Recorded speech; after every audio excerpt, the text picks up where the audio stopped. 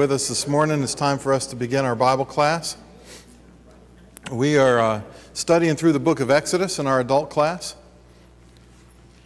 And we are in Exodus chapter 21. Moses had been up on the mountain, and God told him, go down and set barriers, make sure nobody can break through. And Moses said, God, we've already done that. He says, go back down and tell him again. And Moses comes down off of the mountain at the end of chapter 19. In chapter 20, God gives the 10 Commandments in the hearing of all of Israel. And they were frightened. And God frightened them on purpose because he didn't want them to sin. It was one way of keeping them from breaking the law or breaking the covenant that God is going to make with them. And then he calls Moses back up on the mountain, and Moses comes back up and he gives them these civil laws. He gives them the things that they are to do in addition to the 10 Commandments. Now, some of these are kind of expounding upon the original 10 Commandments, and some of them are additional things. But one of the things we noted last week is that there's really no division here between church and state. That they were to be a theocracy, that God was to be the one that was in charge. And these laws, some of them are ceremonial with regards to religious matters, and some of them are civil laws with regards to how they treat one another and how they treat their neighbors, and the penalties for them violating these various different things. And so we looked at some of those laws with regards to slaves, with regards to servants, indentured servants, with regards to men who fight. And we'd gotten down to verse 28 last week. And so we're going to pick up in Exodus chapter 21 and verse 28. And so he's talked about men fighting. He's talked about, if you beat your servant or strike your servant and you knock out his eye or his tooth, you're to let him go free. And in verse 28, he's going to start talking about how you handle your livestock. He says, if an ox gores a man or a woman to death, then the ox shall surely be stoned. Its flesh shall not be eaten, but the owner of the ox shall be acquitted. But if the ox tended to thrust with its horns in times past, and it has been made known to its owner, and he has not kept it confined, so that it has killed a man or a woman, the ox shall be stoned, and its owner also shall be put to death.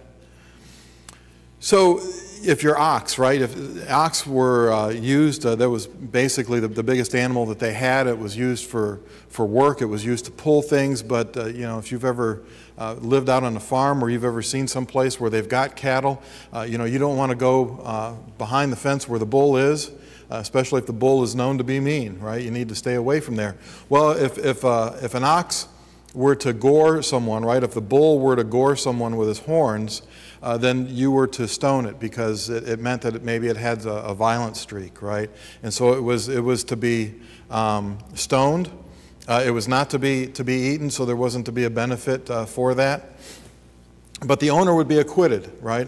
Because it's really not the owner's fault that the ox did that. Now, if the ox was known to be mean, right, if the bull was known to be mean, and the owner didn't put a fence up around it, or didn't keep it corralled, or didn't take care to keep people away from it, if he's negligent, right, well, that's what he mentions in verse 29, right? If you know that the bull, or if you know that ox has got a problem, and you're negligent, then you are, you're on the hook for that, right? You're guilty for that.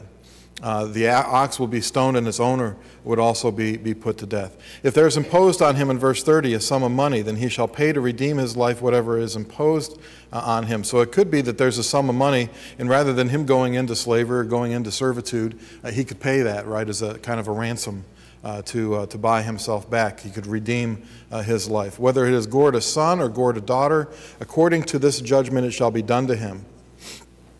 If the ox gores a male or female servant, he shall give to their master 30 shekels of silver, and the ox shall be stoned. So there in verse 32, if it kills somebody who's not a servant, if it kills somebody who's not a slave, well then, you've got those other stipulations in the law that are there. But if it gores a servant, then you need to pay for that servant. You need to pay for that slave. And so you would have to pay the master of that servant or that slave 30 shekels of silver. Does that number ring a bell with you? What does that remind you of?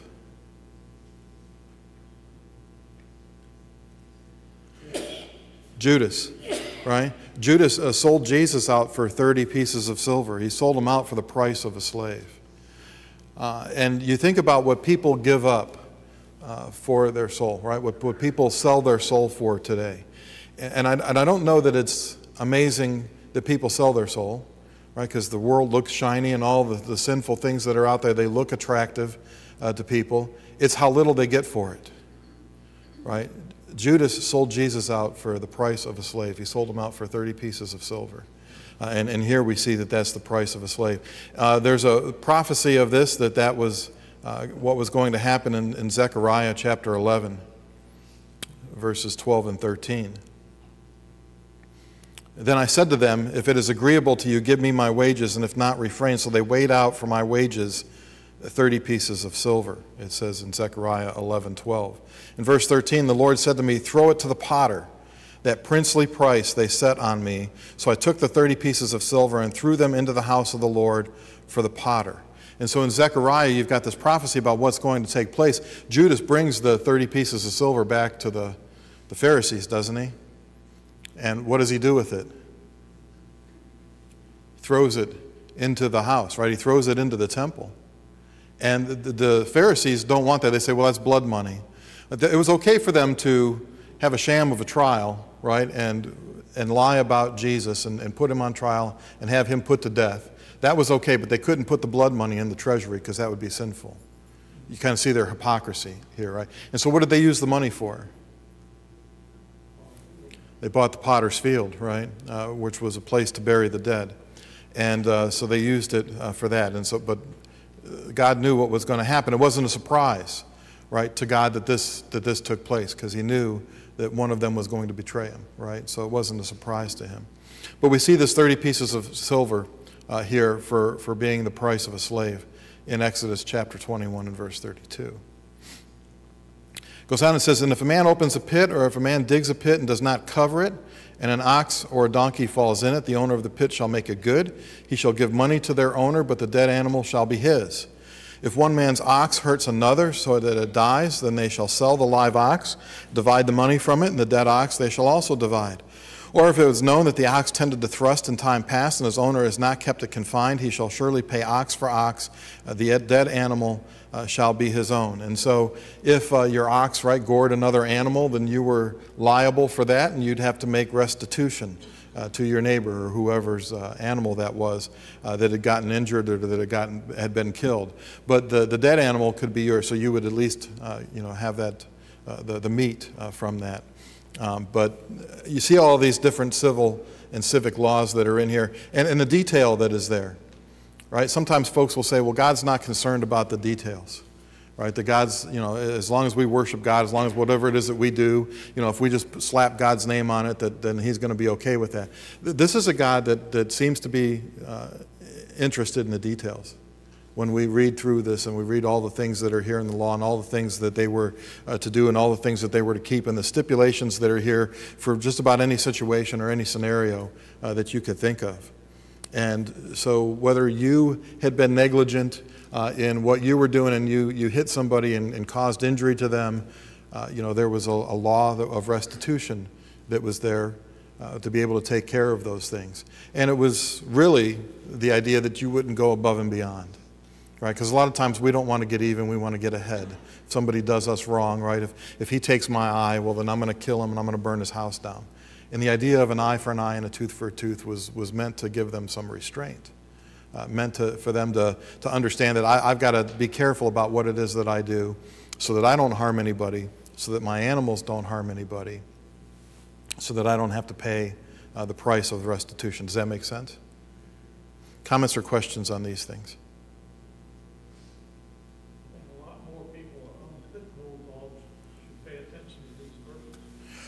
Well, yeah, but I mean, any dog. I used to be a mailman, and the worst dog bite that I ever saw one of the other mailmen get was from a German Shepherd. There's something about that uniform that those dogs just do not like. I don't know what it is. You can approach those dogs in normal clothes and they'll be fine, and you approach them dressed as a mailman and they lose their minds. But I think a lot of times it comes back to the owner. Right? Whether the dog is mean or whether the dog is gentle comes back to how the dog's been trained and how the dog's been raised. Right? So whether it's a German Shepherd or a Doberman or a Pit Bull, a lot of times it comes back to how that dog was raised. Moving on to Exodus chapter 22. If a man steals an ox or a sheep and slaughters it or sells it, he shall restore 5 oxen for an ox and 4 sheep for a sheep. So, you think that you're going to get ahead by thievery, right? You think that, well, crime doesn't pay, right? And that's kind of what this is saying here, that if you steal an ox or a sheep and you slaughter that and you eat that, then you're going to have to restore more than what you took, right? 5 oxen for an ox and 4 sheep for a sheep, which this 4 sheep, right, this idea of restoring fourfold, when Jesus speaks with Zacchaeus, right? Zacchaeus was a wee little man, and he says, today salvation, right, has come to your house. And they accuse Zacchaeus, right? Because do you remember what job Zacchaeus had? He was a tax collector, right? And what did they accuse him of?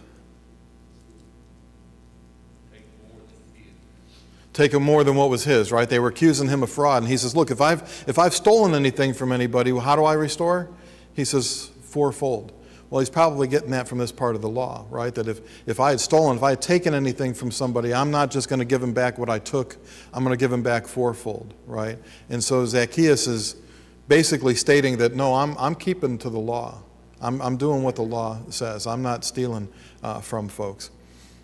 If the thief is found breaking in and he is struck so that he dies, there shall be no guilt for his bloodshed.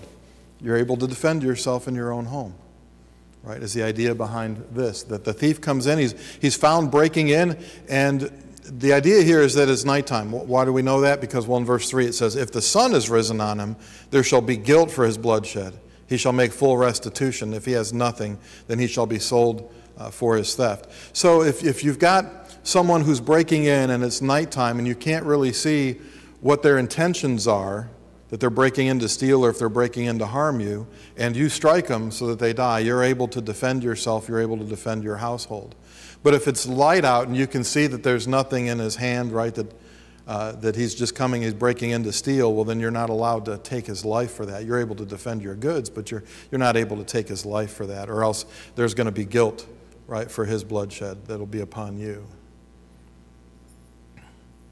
If the theft is certainly found alive in his hand, whether it is an ox or a donkey, he shall restore double. So if a thief steals something and you find it, right, hey, that's my sheep or that's my ox, he's going to have to restore double. If he kills it, he's going to have to restore 5-fold for an ox or 4-fold for a sheep. But if what's been stolen is found in his hand, he has to restore that double. And what do you think would happen if he couldn't afford? Like if he stole a sum of money and couldn't afford to pay double, what do you think is going to happen to him? Is going to be sold into slavery, right? They don't really have a police force. They don't really have jails and all of that. Now they've got judges. Remember, they were bringing the cases to Moses, and Jethro had suggested to him, look, you need to set up like a smaller court system, in order to have other people hear these easier cases and just bring the hard things to you. So they had a judge system, but they didn't really have prison. Nobody's going to be put in jail. You're going to have to pay, or you're going to have to go into indentured servitude if you couldn't pay, if you had stolen something or if you had killed an animal. You mentioned in the last chapter that the husband could set how much punishment, but the judge set the price. Yeah.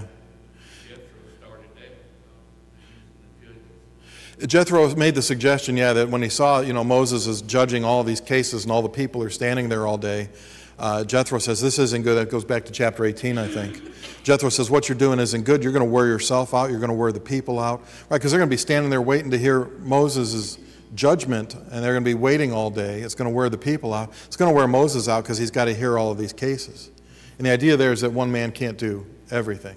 So Jethro says, you need to find some other men that you can train to take care of the smaller things, and you just take care of the big things. And he says, if that's what God wants you to do, then you'll be successful. So Jethro gave him some great advice on that. He takes that advice. That actually gets implemented. It's kind of confusing the way this is, because we tend to think that this is all chronological, right? Well, they've come out of Egypt and they are here at Mount Sinai, and they're going to be at Mount Sinai for a year, right? And so through the rest of the book of Exodus, they're going to be at Mount Sinai. Through the book of Leviticus, they're going to be at Mount Sinai. Through the first 9.5 chapters of the book of Numbers, they're going to be at Mount Sinai before they finally do move. And so when we see them implementing this judge system, we'll see it implemented later on, even though it's already been mentioned here. So don't think of these things as all being kind of in chronological order. They're not necessarily in chronological order. We like things in chronological order, don't we? Because we know this is what happened, and then that's what happened, and then this is what happened. And sometimes we can say, okay, this happened as a consequence of something else, right? was a history major in college, and World War II was caused by the peace treaty from World War I, right? And so when you put things in chronological order, sometimes you can see that cause and effect. And so in our Western mind, right, our Greek mind, we tend to want to put things in chronological order. Well, the Hebrew mind is an Oriental mind. And in the Hebrew mind, I'm going to tell you a story. And I'm going to tell you the most important parts of the story first. And then once that story's finished, I'm going to tell you another story. And that story may overlap with the first one. It may happen before the first one does. It may happen after the first one. It's not necessarily in chronological order. And so all of these things that are being told, all this law that's being given, some of this is chronological, but some of it just happens over the time period of the year that they are going to spend here at Mount Sinai.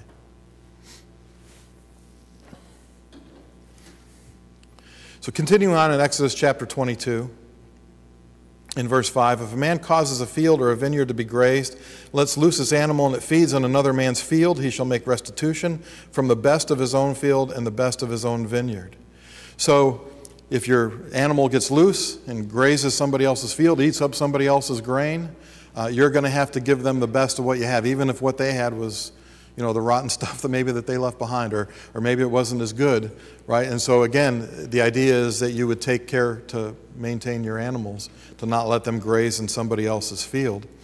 Verse 6, if fire breaks out and catches in thorns so that stacked grain, standing grain, or the field is consumed, he who kindled the fire shall surely make restitution. So let's say you're trying to burn some of the brush, some of the scrub brush that's on your land, and as you're burning that, the fire spreads and it burns your neighbor's stacked grain, right? Or he's already rolled up his hay and you catch his hay bales on fire and burn those things up. Well, you're going to need to make restitution for that. You're liable, right? And so again, being careful about negligence. You got to be careful. I knew a guy that back when I was a kid, we lived out in the country, and the guy that was a couple houses down built a fire on the ground on a windy day, and it caught the field behind our property on fire, and it burned that all the way across that field. And there was a house that sat way back off the road, like a half a mile away. And that guy was out there with his garden hose before the fire department got out there trying to fight that fire off to keep it from burning his barn up. Right? Well, he was negligent, and so he was liable for all the damage that caused. Same thing here. You got to be careful about what it is that you do, or you're going to be liable for any damage that you cause. Verse 7, if a man delivers to his neighbor money or articles to keep, and it is stolen out of the man's house, if the thief is found, he shall pay double. If the thief is not found, then the master of the house shall be brought to the judges to see whether he has put his hand into his neighbor's goods. So if I've lent something to you, you've borrowed something from me, and you say, hey, I can't give it back to you, it was stolen. If they catch the thief with it, then the thief is to restore double. But if they don't catch the thief, they're going to have the guy that you lent it to appear before the judges and kind of swear that he didn't take it, right, to make sure that there's no thievery that's taken place there with whoever it is that you've lent it to. So the master of the house will be brought to the judges to see if he's put his hands into his neighbor's goods. For any kind of trespass, whether it concerns an ox, a donkey, a sheep, or clothing, or for any kind of lost thing which another claims to be his, the cause of both parties shall come before the judges, and whoever the judges condemn shall pay double to his neighbor. So if you were found to have stolen from your neighbor, and the judges determine that that's what happened, then you would have to pay double as restitution for that. So it was never just, okay, I'm going to give back what it is that I've stolen. You're giving back what you've stolen, then you're giving back something else of equal value, right? So again, the idea is that crime doesn't pay. If you're trying to get ahead by stealing, it's not going to work. Verse 10, if a man delivers to his neighbor a donkey, an ox, a sheep, or any animal to keep, and it dies or is hurt or driven away, no one seeing it, then an oath of the Lord shall be between them both, that he has not put his hand into his neighbor's goods, and the owner of it shall accept that, and he shall not make it good. So if you think that your neighbor has taken something of yours, and he swears an oath and invokes the name of the Lord in that oath, you are to take him at his word. Because even if he's lying, if he's sworn an oath and he's invoked the name of the Lord and he's not being truthful in that, what do you think is going to happen to him? Oaths were seen as a big deal, right? Your word was seen as being a big deal. And if you swore an oath before the Lord, well, then you would take that person at their word. Do we take people at their word today? Not very much, right? Why not? Don't live in the same kind of society, right? People's word isn't really good anymore. You got to get everything now in writing, right? And sometimes in triplicate, maybe sometimes signed in blood, right? In order to make sure that they're really going to keep up with their end of the bargain or their end of the deal. But here, if they made an oath, right, an oath of the Lord, right, between the two of them, would end that discussion. Verse 12, but if in fact it is stolen from him, he shall make restitution to the owner of it. If it is torn to pieces by a beast, then he shall bring it as evidence, and he shall not make good what was torn. So if you had lent me, your horse, and I'm using your horse to plow my field, and some wild animal tears your horse up, I would bring that as evidence to say, look, I didn't steal your horse. Something came in, and I'm not liable for what a wild beast does. Now, if I'm negligent, then there would be a penalty for that. But if I'm just doing my daily business and I'm borrowing your horse, or I've lent your horse, I haven't stolen it if it's been torn to pieces by a wild beast. Verse 14, if a man borrows anything from his neighbor and it becomes injured or dies, the owner of it not being with it, he shall surely make it good. If its owner was with it, he shall not make it good. If it was hired, it came for its hire. So, if I've got your animal and you're not there and something happens, well, I've got to make restitution, right? But if you're there with it, then I've hired it out and you've got the price of what you've lent it to me for. And you see, because the owner's there, you see that I wasn't negligent. Right, that's the idea of the owner being there. If the owner's not there, then if it's possible that I've been negligent, then I've got to restore for that. But if the owner's there, then the owner can see, no, I wasn't being negligent. The horse just broke his leg, right? And so I wouldn't need to make restitution in that case. Does that make sense? These are things that don't really necessarily apply to us today as Christians, other than the fact that our word ought to be good for something, right? As Christians, as people of God, if we really belong to Christ, then let your yes be yes and your no be no, right? Our word ought to mean something. And we ought to be the type of people that aren't stealing from our neighbors, aren't trying to get ahead, right, by some sort of deception. If we do something that we're negligent for, that we're willing to make restitution and pay the price for that. In verse 16, we get some additional, now we're going to get more into morality with some of these principles that are here. Verse 16, if a man entices a virgin who is not betrothed and lies with her, he shall surely pay the bride price for her to be his wife. If her father utterly refuses to give her to him, he shall pay money according to the bride price of virgins. So if you've got a man who entices someone's daughter who is not betrothed, right? She's not engaged to somebody, she's not married to somebody else.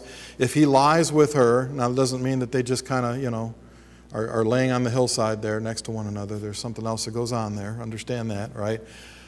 Then he's got to pay the bride price. He's got to basically pay the dowry for her and take her to be his bride. Now, if the girl's father refuses to marry her to him, to this man, then the man who's committed this sin, and understand that this isn't forceful, right? This is consensual here. A lot of times people will say, well, we're not hurting anybody, right? We're two consenting adults. If it's against God's law, it's hurting God. Right? When we do things that aren't in accordance with what God wants, God is hurt by that. What happened to stoning?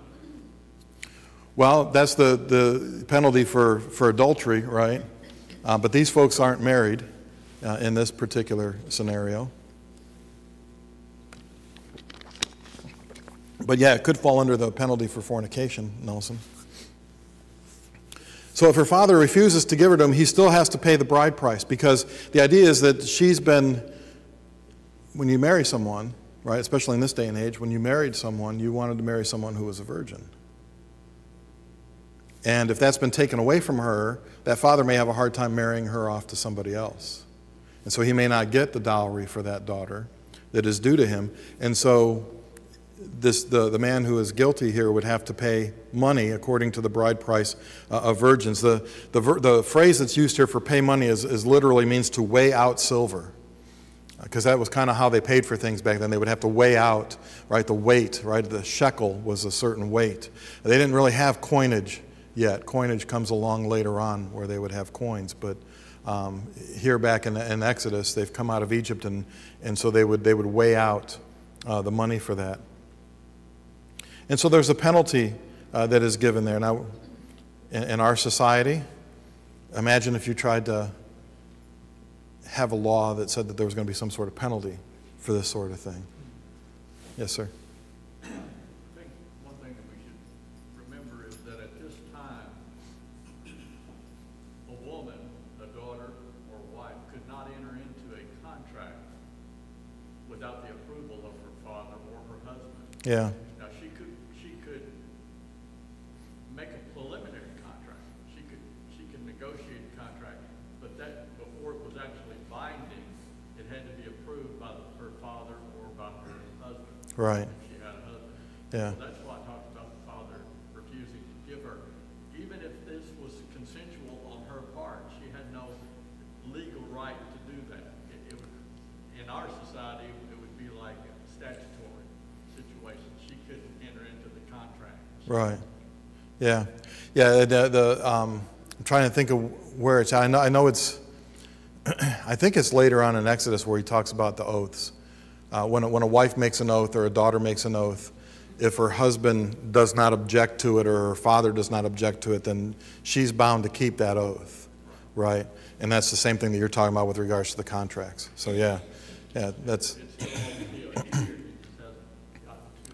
Yeah, yeah. Again, there's a lot to what's in the law, right? And it's not all going to be here in Exodus, because a lot of it's going to be in the book of Leviticus as well. But yeah, they weren't able to enter into an agreement, right, without approval of their father or their husband. Verse 18, you shall not permit a sorceress to live.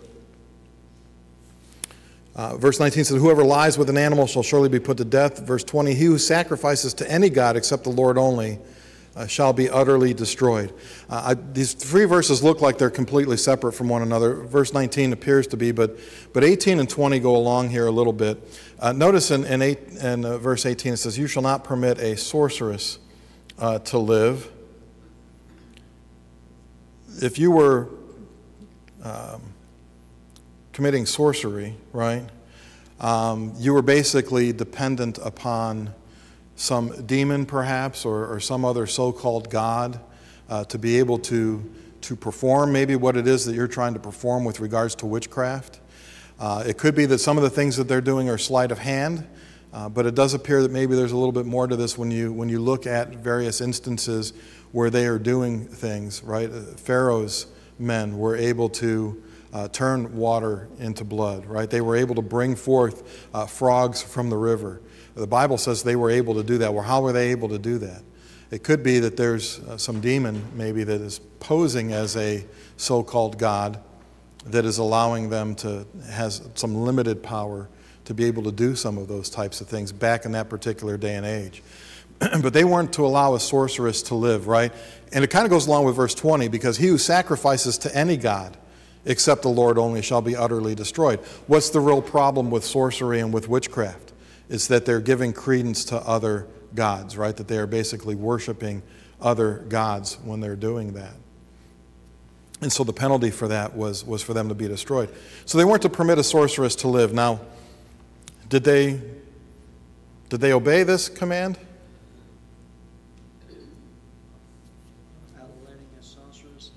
Yeah, that you shouldn't permit a sorceress to live. Did they get rid of all the sorcerers and sorceresses in the land? No, they didn't put them to death, right? Later on in 1 Samuel chapter 28, Saul is worried because Samuel has died, and and the Lord's not speaking to him, and he doesn't know what he should do because the Philistines have gathered for battle. And so what does Saul do? He asks his men, are there any mediums, right? Are there any sorceresses that are here? Now Saul had put them out of the land, it says, but they're still in the region, right? They're still in the neighborhood here. Now it's a good thing that he's put them out of the land, but he was supposed to put them to death. He wasn't supposed to allow a sorceress to live, right? And so he inquires, are there any mediums here? And his men tell him, yeah, there's this witch right over here in Endor. I don't know if that's where George Lucas got the name Endor for, in Star Wars, but I don't know if there was an Ewok village over there. But he knows that there is a sorceress that is there. There's a medium that is there. And so he goes into her, right, and he disguises himself, and he wants her to bring up Samuel so that he can ask Samuel what it is that he should do. Which is interesting because Saul wouldn't listen to Samuel when Samuel was alive. And so now Saul's trying to get in touch with Samuel after Samuel has died. Right? Can a dead prophet help him more than a live prophet could? But he wants her to call up Samuel for him. And in 1 Samuel 28, verse 9, the woman says to him, look, you know what Saul has done, how he has cut off the mediums and the spiritists from the land. Why then do you lay a snare for my life to cause me to die? She says, you're just trying to trick me so that I'll show myself as being a sorceress. And then the penalty for that, she understood the penalty for that under the law was death, right? That it would cause her to die. Saul swore to her by the Lord, saying, as the Lord lives, no punishment shall come upon you for this thing. So Saul says, I'm going to swear by the Lord to not do what the Lord requires. Do you think that's the kind of oath that God wants us to take, or God wanted him to take? Right, I'm going to swear by the Lord to not do what God has commanded in taking the spiritists out of the land or killing a sorceress. And so he wants Samuel to be brought up for him, and Samuel tells him that things aren't good with you and the Lord. That's why the Lord's not on your side. And this time tomorrow, you and your sons are going to be where I am, meaning that Saul and his sons were going to be dead in the battle with the Philistines the next day. But they were not, coming back to Exodus 22:18, they were not to permit a sorceress to live. Whoever lies with an animal shall surely be put to death. And that doesn't mean if your dog sleeps in the bed with you or the cat sleeps in the bed with you that you got a problem. Again, this is talking about bestiality. And sometimes with regards to pagan rituals and worshiping of other gods, that's kind of why it's here in with these three verses. Because when you're worshiping other gods in those pagan religions, a lot of times animals were involved in that, and there was a lot of sexual activity that was involved in pagan worship. And so whoever lies with an animal shall surely be put to death. He who sacrifices to any god except the Lord only shall surely be destroyed. Right? So giving credence to a false god through sorcery was going to be a penalty that was, or a crime that was guilty of the penalty of death. Verse 21, you shall neither mistreat a stranger nor oppress him, for you were strangers in the land of Egypt. You shall not afflict any widow or fatherless child. If you afflict them in any way and they cry at all to me, I will surely hear their cry. My wrath will become hot. I will kill you with the sword, and your wives shall be widows, and your children fatherless. So they weren't to mistreat others, right? They weren't to mistreat those that were strangers among those. Maybe people that were sojourning in the land or people who were traveling through. They weren't to mistreat them because they were travelers, right? They were sojourners in Egypt, and they had been mistreated. And so they should remember how it was that they were treated in Egypt and not want to mistreat anybody that's a stranger amongst them in the land of Israel as they are going to come into the land of Canaan. So this law was meant for them when they're established, that they were going to treat others in the right way. We kind of see the same thing in the New Testament, don't we? That we are to treat others like we want to be treated, the golden rule. Not do unto others before they do unto us. Not do unto others as they have done to us, but we're to do to others as we want them to do to us, right? We're to treat them the way that we want to be treated, even if they're not treating us correctly. And so don't oppress them. Not to afflict any of those that are widows or orphans. God has a special place in his heart for widows and orphans. We see it here in the Old Testament, that they were not to take advantage of widows and orphans, and if they did, and God heard their cry, then he says, your wives are going to become widows, and your children are going to become orphans. if you mistreat them, if you afflict them in any way. In the New Testament, pure and undefiled religion is this, James says in James chapter 1, right? To visit the widows in their affliction and take care of their needs, right? And so God wants us to help take care of widows and orphans. Now we can do that collectively, right? We can help support maybe a widow's home or an orphan's home or a children's home. We can do that collectively from the church treasury. We can do that individually, right, out of our own pocket. Either way, we can do that, but we are told that we are to visit them. Now, visiting them doesn't mean to stop by and say hello, right? If you're going to visit them, it means that you take care of what their needs are. If you stop by and you see that their leaves need to be raked or their roof needs to be repaired or they can't afford, they're making a decision between whether they're paying for food or for medicine, no widow in the Lord's church ought to have to make that decision whether they're buying food or medicine, right? We need to make sure that we're taking care of those things. Comments or questions on these things?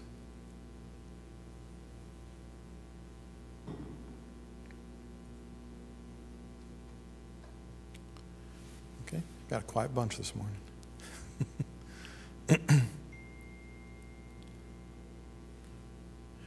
Moving on to verse 25. If you lend money to any of my people who are poor among you, you shall not be like a money lender to him. You shall not charge him interest. When Jews lent money to other Jews, they were not to charge them interest. They were not to charge them what is referred to as usury, right? That they were to lend to them and not keep a record of that and not charge them interest, not have them pay back more than that. If you ever take your neighbor's garment as a pledge, you shall return it to him before the sun goes down.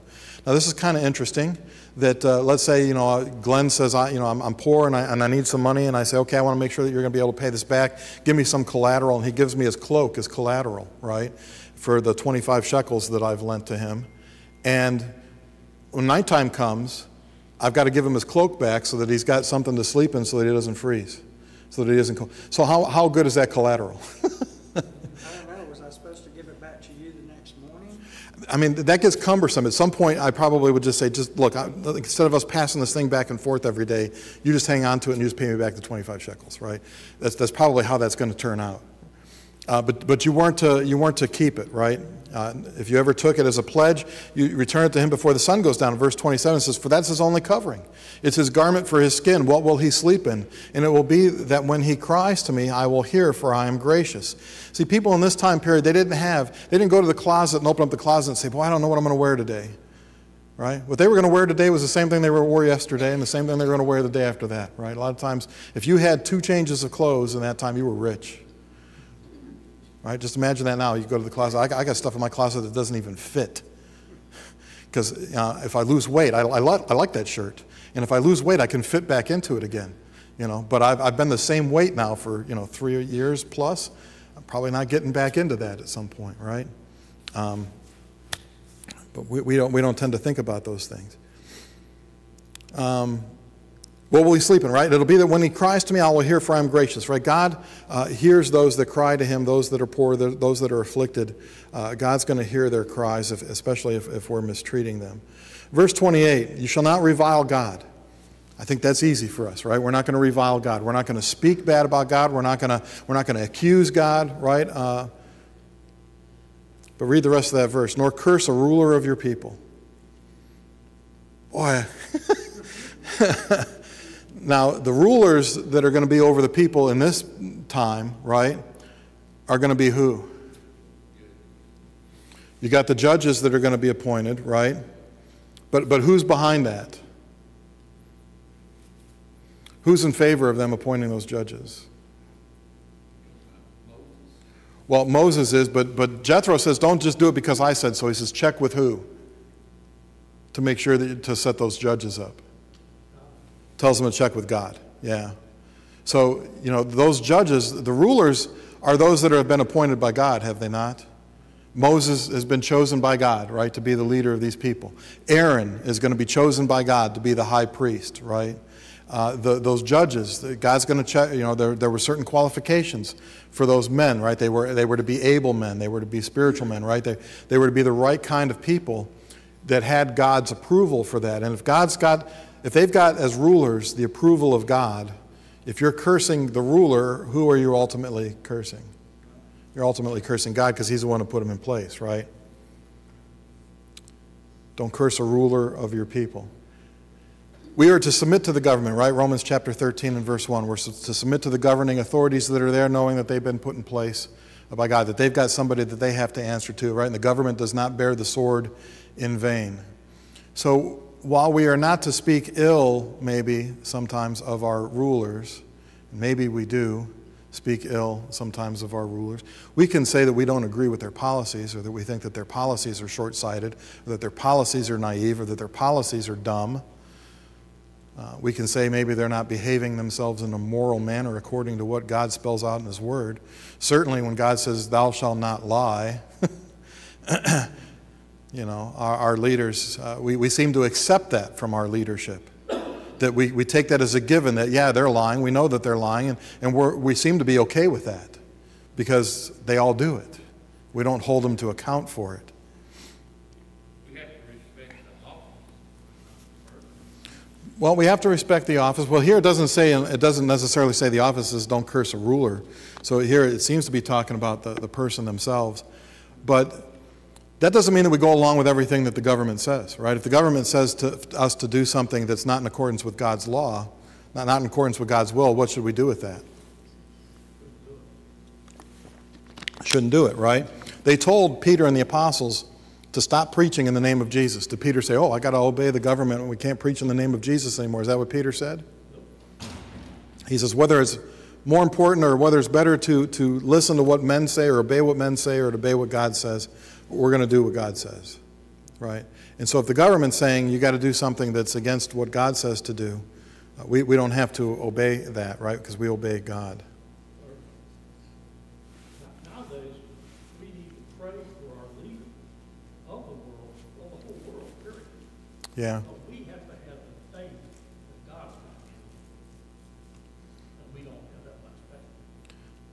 Ultimately, we, the people, are in charge because that's the way the Constitution starts out. Yeah. We are, but, you know, people get the leadership that they deserve.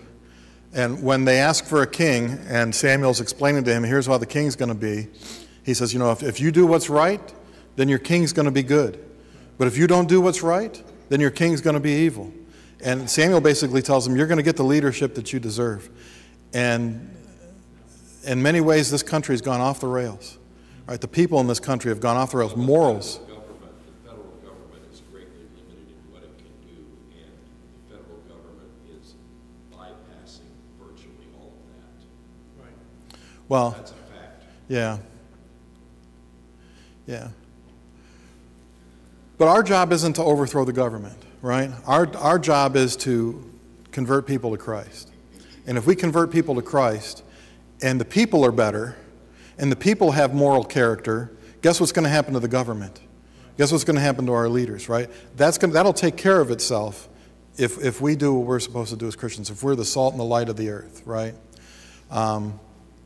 And so he's saying, you know, don't curse the ruler of your people. God wasn't in favor of rebellion because ultimately they'd be rebelling. If they're rebelling against God's anointed, right? If they're rebelling against God's chosen leader, then they're rebelling against God. And so God wasn't good with rebellion. In verse 29, you shall not delay to offer the first of your ripe produce and your juices, the firstborn of your sons you shall give to me. We talked about this because he passed over their firstborn in Egypt, that the firstborn were going to belong to him, that they were to be dedicated. Now they could be redeemed, they could be bought back with a price. Later on, the firstborn are going to be replaced by the Levites. The tribe of Levi is going to be selected instead of the firstborn to be the ones that are going to serve the Lord. Verse 30, likewise you shall do with your oxen and your sheep. It shall be with its mother 7 days. On the 8th day you shall give it to me. And so the firstborn amongst their animals belonged to God, and they were to make a sacrifice of that to God. They were to give to him first, and then whatever came later would be theirs. Verse 31, you shall be holy men to me. You shall not eat meat torn by beasts in the field. You shall throw it to the dogs. They were to be holy, right? God wanted them to be consecrated. He wanted them to be different. And if they were going to eat meat that was torn by wild beasts, they might get bacteria. They might get other diseases from that. And so there was a health issue. He didn't want them to be unclean, if you will, when they appeared before him at the altar to offer their sacrifices and to worship him. They needed to be holy.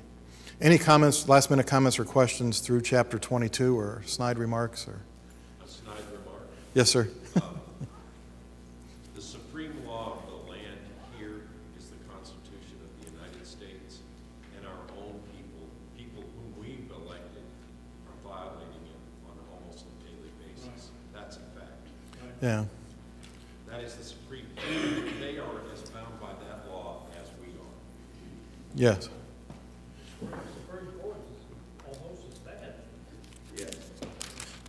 Well, the problem is finding someone that's going to hold them to it, right? Back then in the Old Testament, you tell people all the time, if you don't know the personality of God, read the Old Testament. He dealt with people then. Our problem is, well, I guess the world's problem is he don't deal with after you're dead. He have a judgment. There are consequences for some things you do, but you understand. Yeah. But back then, he dealt with them then. Our problem is people decide they're not feared. They're not afraid of the wrath of God. Yeah, because the punishment's coming isn't immediate. Yeah, it's going to come later. Same thing they told Jesus, why don't you come down and off the cross, you're the king. Same thing, it's not like that. You understand, it's just not. Yeah, the punishment's not going to be immediate, and so people think that they're getting away with it, but there's going to be a day where there's going to be a day of accounting, right? And there's going to be a day of reckoning for all this. Thank you for your attention. Thank you for your comments.